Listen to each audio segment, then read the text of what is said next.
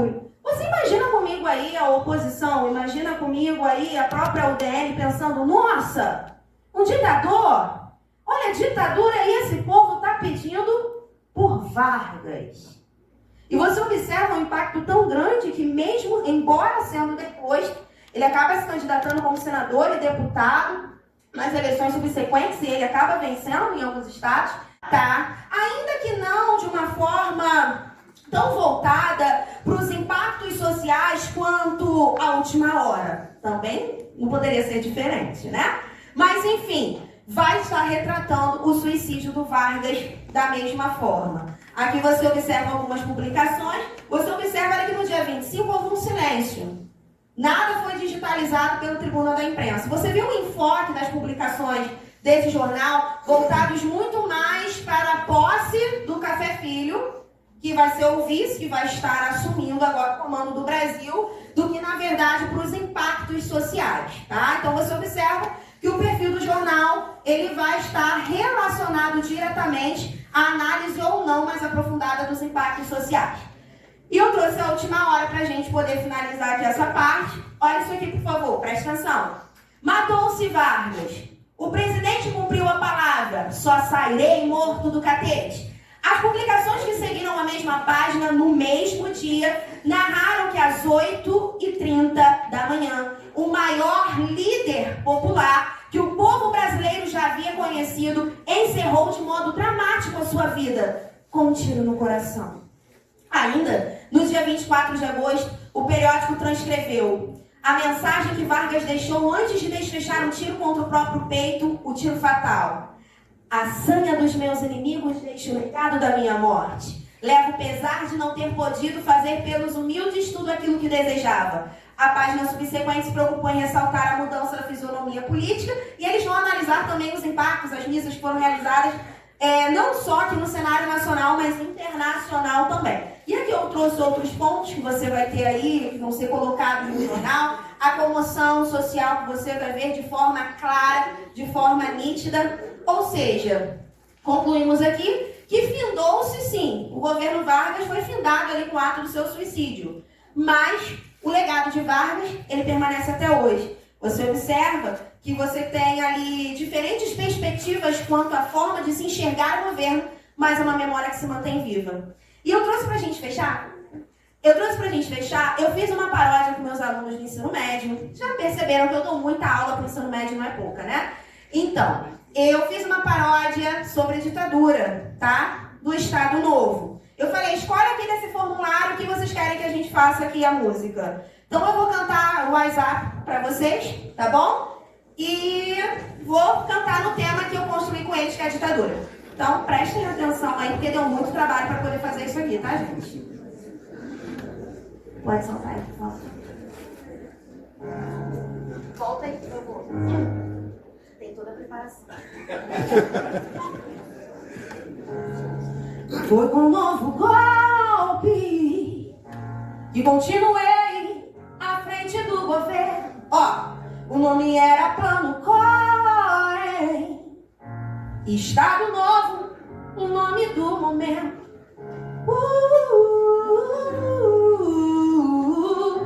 Ditadura. Essa parte eles que fizeram.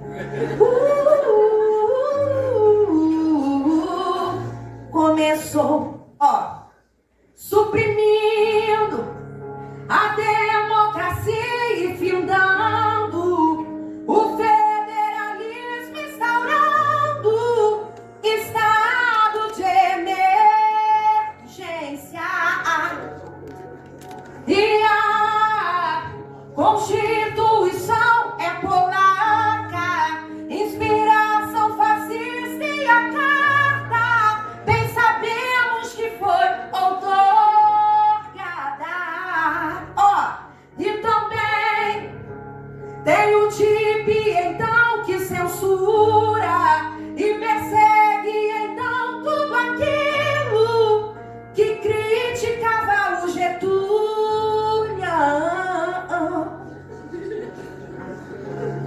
E os trabalhadores, ó, o chamavam de papai dos pobres. Mas já a elite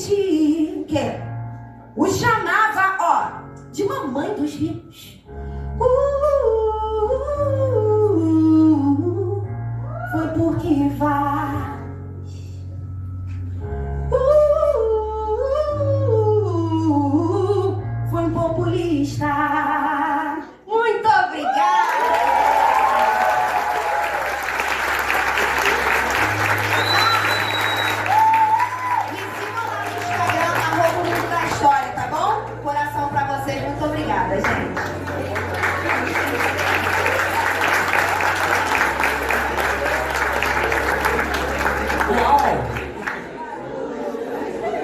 Todos os talentos aqui hoje, né?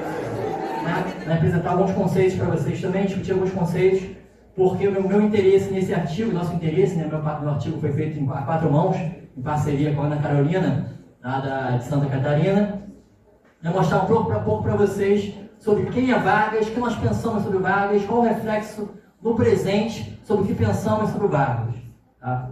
Fazer algumas conexões com o que o Guilherme falou, com o que a Michelle falou também.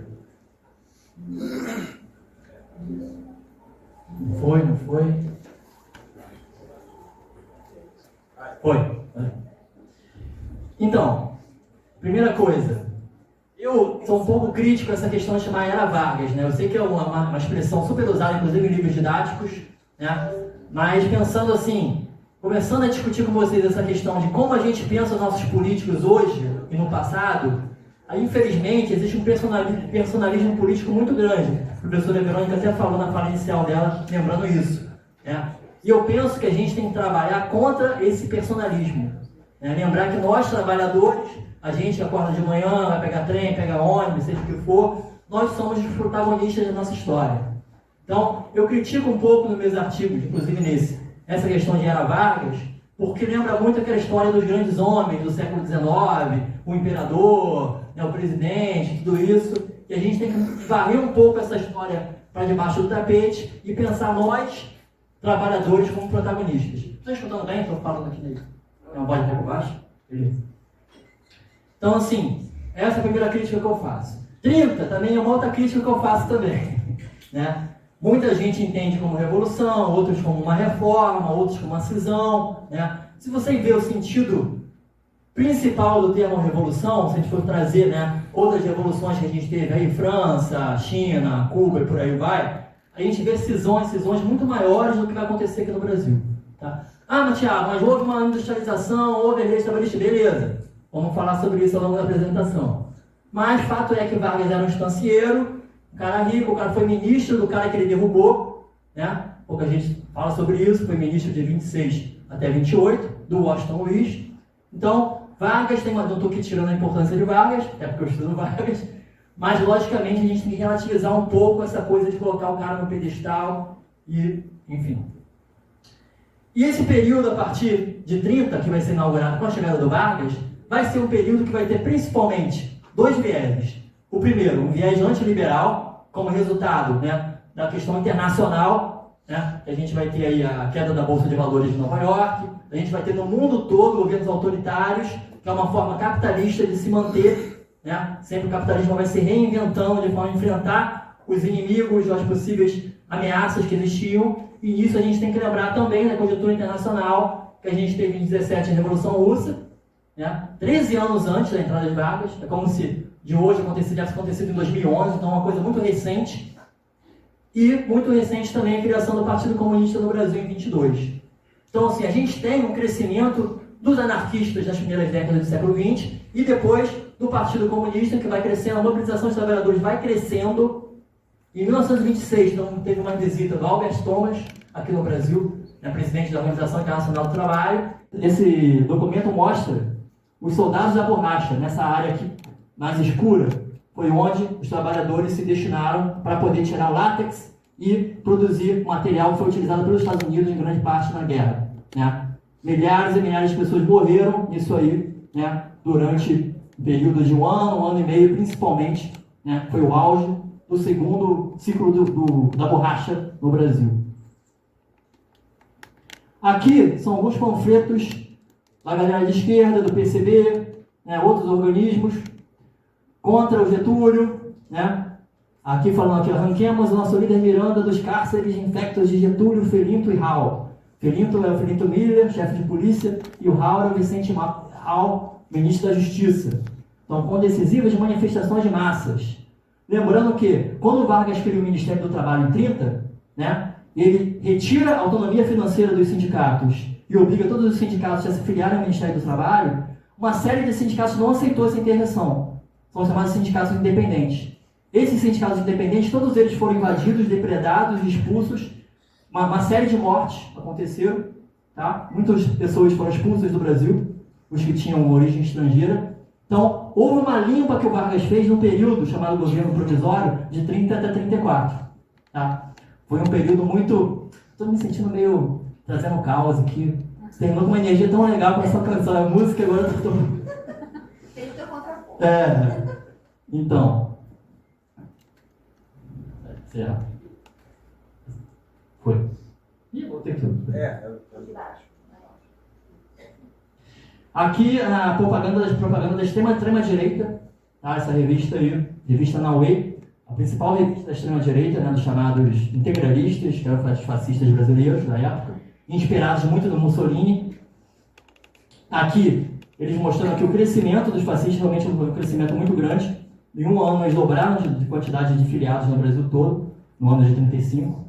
E aquela ideia eugênica, né, dos mais fortes sobrevivem, né, que na Alemanha isso era raça ariana, na Itália de uma outra forma, que não podia chamar de raça ariana, porque na Itália era mistureba de pessoas, já que no Brasil também. Então, entrou com essa ideia dos mais fortes. Então, os integralistas se diziam os mais fortes, né, da raça brasileira. Todo mundo escuta. Michel tem uma grande pesquisa sobre isso, né? Escreveu para o nosso livro também, Dicionário do Governo Vargas. Já começando a fazer o merchan. Então, o segundo governo Vargas ficou na nossa memória como? O cara fez o sacrifício, morreu e tal. O segundo governo Vargas foi péssimo. Tá? Criou-se a Petrobras, beleza, mas em termos assim de organização política e benefício aos trabalhadores foi um fracasso. Mas teve um aumento de 100% do salário mínimo, beleza, e a inflação aumentou 200%.